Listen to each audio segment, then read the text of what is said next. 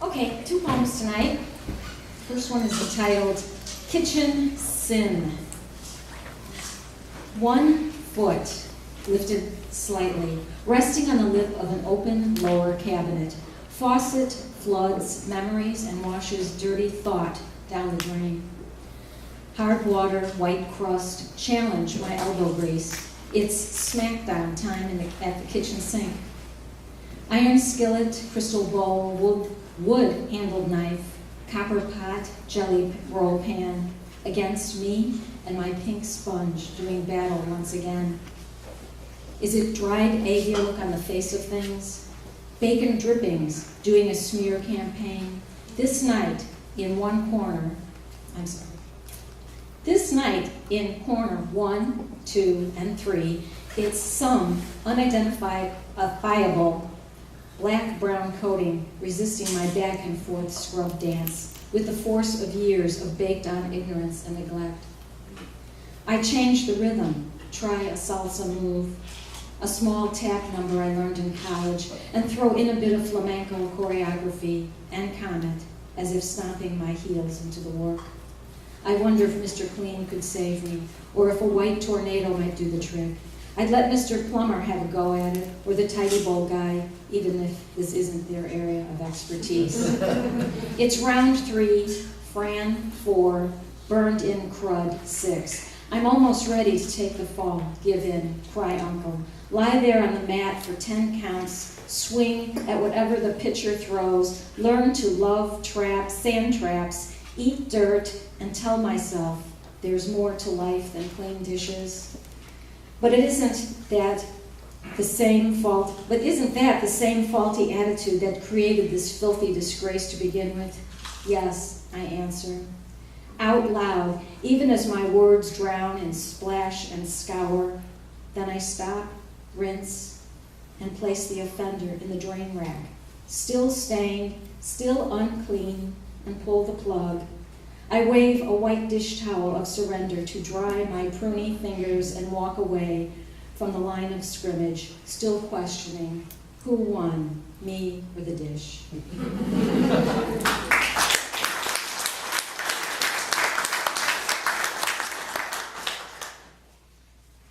Second poem, Sound of Food. Not the crunch of raw carrots or popped corn, not the slurping of hot broth, not the sizzle or spurt of grease in the pan. What I'm talking about is the noise, whether loud or soft, of the palate and tongue, to the taste explosion or cozy comfort of what's in the mouth. Take jalapeno pepper, more seeds, more salsa rhythms, alive in a fiery dance, heels pounding at the back of the throat. Compared to morning oatmeal, that bland coating on the epiglottis, it slithers down, whispering warmth, saying, I'm so good for you, in silent prayer. But the hot cheese-topped pizza right out of the oven, bit into too soon, scorching the roof of the mouth, that's a different type of scream. That echoes long after the meal is done, blisters shouting, swollen torment. As opposed to the frigid burn of lemon ice, the brain freeze blasting off the top of your head and stuns you into a mute life form until the pain eases away in faint memory, not stopping the following spoonfuls from going in. And then there was Grandma Antoinette's Sicilian marinara sauce, at once a comfort and spicy, manja, eat, delectable treat that spoke love and cheek pinches, a foreign language with a universal message. A straight shot of hard liquor melts the enamel off your teeth before it etches abstract art in the esophagus on its way to boring a hole to china in the stomach lining, playing heavy metal all the way down. The fresh bakery aromas tease the nose before a crumb is tasted, telling a starchy, savory sweetness that needs no Alice in Wonderland note demanding, eat me. It's an internal battle cry to pull your number, stand in line, and wait for next behind the counter. Along with the good and the bad, the shrill and the quiet. There is the ugly that all who eat food know about. Fill in the blank. For me, it's canned mustard greens, wobbly cheese head, bloodwurst, liver, fried calf brains, pissy smelling kidneys and tripe. Once past the lips, it's my own gagging sound. Alien, soylent green expletives, a concentration camp of misery, a game of Russian roulette with a completely loaded gun firing into the gullet, mean and unforgivable words of doom, injury followed by insult with, "Then there's no dessert for you, Missy." And that's okay. After a glass of cleansing water, a gushing waterfall to take the taste away, drowning the flame, soothing the yuck factor, returning the mouth to calm quiet. The jukebox tune has ended. The orchestra leaves without an encore, no applause, a hushed exit interrupted only by one last burp.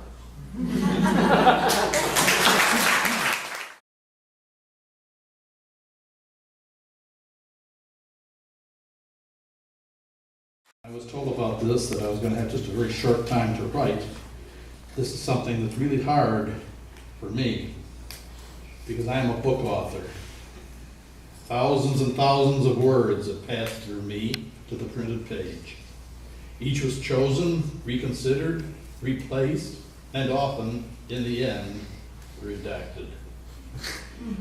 Survivors in these ranks have marched readers through many volumes of nonfiction prose and attacks of the imagination disguised as novels. But in my office on a shelf is a file folder, a very slim file folder, where words rest patiently, waiting to be pushed on stage to briefly speak their party piece. They're shy words because they lack the relentless tramp of truth or fiction. Instead, they whisper, sometimes in verse, and often, just as often not, of a memory of a gift, something seen, or heard, or felt, just as synapses opened and closed during a nanosecond of recognition. They rushed through my fingers to the keyboard, fresh and warm, like hot biscuits. They are the food long-form writers need to season thoughts strung out on hundreds of pages. Words are ephemeral, and their essence reminds us of that ancient rule, less is more, so much more. And now, the poem that I wrote. It's a very short poem for a very short friend. A streak of black spurns stealth for speed. Garden fauna, beware.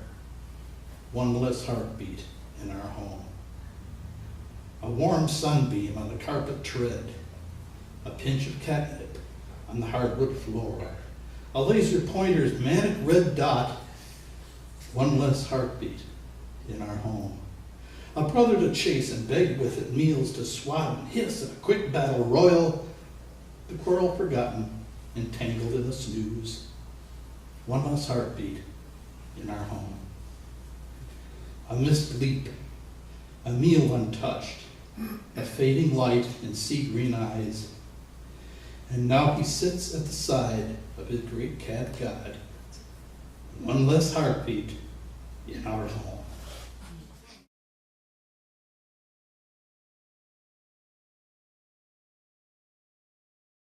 Commercial. So I do my own writing, but I also have a little independent publishing company, and there are a few writers here, I think. So I just wanted to let you know I'm looking for essays for anthologies of creative nonfiction, and I'm also looking for really good memoirs. And if you want to know more, you can go to dreamofthings.com is the website. I've got a few business cards over there too. So I do my own writing. I have a little publishing company, but to pay the bills, for the last 20 years I've done speech writing and other corporate communications, so got a couple of pieces about how to get ahead at the office. So how to get ahead at the office, part one. The most important thing as you work your way up the corporate ladder is to attend as many meetings as possible. Attending meetings serves the dual purpose of allowing you to network while also preventing you from having to do any actual work. What better excuse for being unable to assist with the latest corporate crisis than to say, I'd love to help, but I'm tied up in meetings all day. So let's say you want to attend more meetings, but you're a new employee. How do you work your way into the inner circle? One of my favorite strategies is to loiter outside a conference room with a notepad in hand just as people are beginning to congregate for a meeting. If you happen to know a meeting participant, you can start a conversation. If you don't know any of the participants, just walk up to a stranger, introduce yourself, and ask, what's up? Nod with interest and prolong the chit-chat until the meeting organizer says, let's get started. The key here is not to leave unless someone specifically tells you to. If people seem confused by your presence, look at the organizer and say, loud enough for all to hear, do you want me to leave? Occasionally you'll encounter a seasoned veteran who will stare right back at you and say, yes, get out now. Or more often than not, the person will avert your intent, preferably a slightly maniacal gaze, and mumble, no, why don't you stay? They might even apologize for not inviting you in the first place. Next thing you know, you're drinking free coffee, eating donuts, and doodling on your notepad. You've taken your first step to the inner circle. This is part 2, how to get ahead at the office. So attending lots of meetings is an important career move, but just getting inside the meeting room isn't enough. If you really want to get ahead, you'll have to express opinions and ideas. Ideas can be pretty complicated, so I recommend sticking to opinions. The first thing to remember is that no matter what topic is being discussed or how little you know about it, it is very important for you to voice your opinion. In the meeting room, it's quantity, not quality that counts. It doesn't even matter if you express a series of opinions or just the same opinion over and over. The important thing is to be heard. Otherwise, nobody will ever benefit from your unique experiences and observations. If possible, try to monopolize the floor during the early part of the meeting. Use a loud voice to keep everyone's attention, and don't be afraid to talk over others if they try to interrupt you. If you happen to be in a meeting where somebody actually comes up with an idea, don't be afraid. Instead, reflect for a moment and then say, I think Jim's idea might be worth exploring. Jim will appreciate the support, and you will have taken a step towards establishing yourself as an authority figure. Finally, as the meeting begins to wind down, it's time to let others talk. People like to hear their own voices, so if you let them talk, they'll leave the meeting with a good feeling. And the best part is, you won't even have to listen. You've already given your opinions and lots of them. So sit back and have another donut. You've earned it.